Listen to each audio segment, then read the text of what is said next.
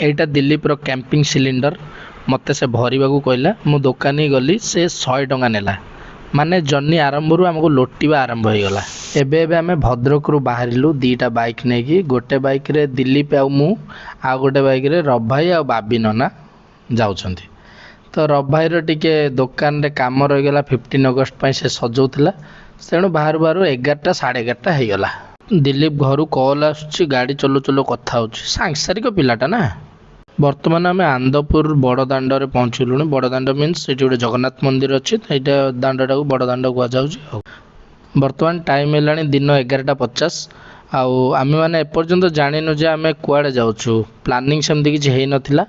तो मे भी भीमकुंड जीवार अच्छी नहले चक्रतीर्थ रोड जीवार अच्छी।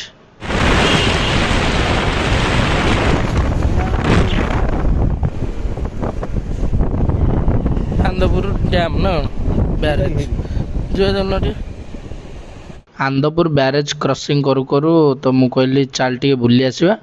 दिलीप गाड़ी बुलेला एबे आमे बर्तमान आंदपुर बैरेज भीतर को entry करछु। Uh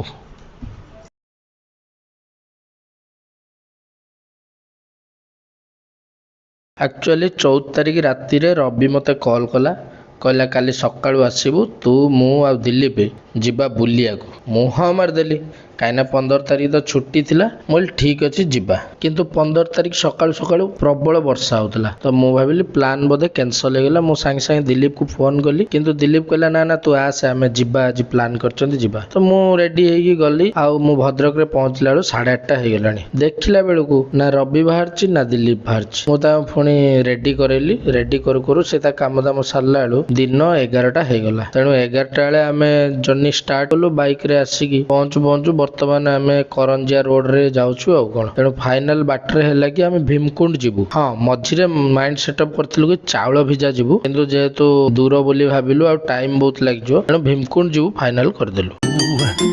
I don't think so. No, no, no, no, it's never. बाटर प्रबल वर्षा है किंतु मु तो रेनकोट नहीं नथिली मार्केट एरिया रू गोटे कम दाम देखी गोटे रेनकोट टे किनी जा हो वर्षा रे बाइक राइड टा भी बहुत मजा लगिला।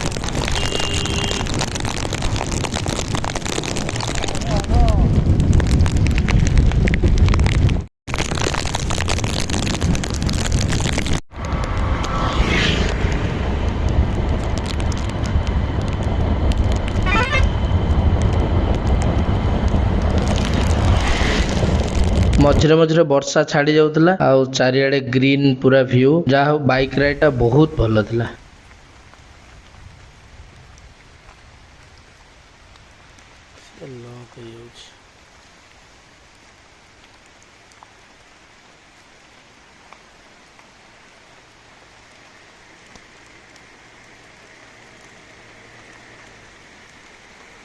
बर्तमान आम सातकोशिया जंगल भितर थिबा घाटी रास्ता रे गाड़ी टाकू बंद कर देगी टुटुप वर्षा रे जंगल रो क्लियर सीन टाकू एंजॉय करछु। दिल्ली पर प्रोफेशनल वीडियो बनौछि। चलो जंगल रो व्यू टा देखो वर्षा भी पड़ुछि सुनसान पूरा रास्ता।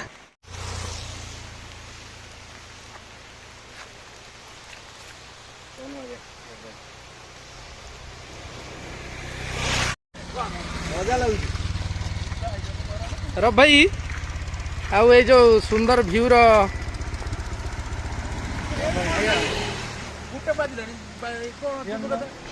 एबे पहुंचगलु आम भीमकुंड रे। भीमकुंड रो पानी रो स्तर ये भलिया अछि। आज होछि अगस्त 15 2026।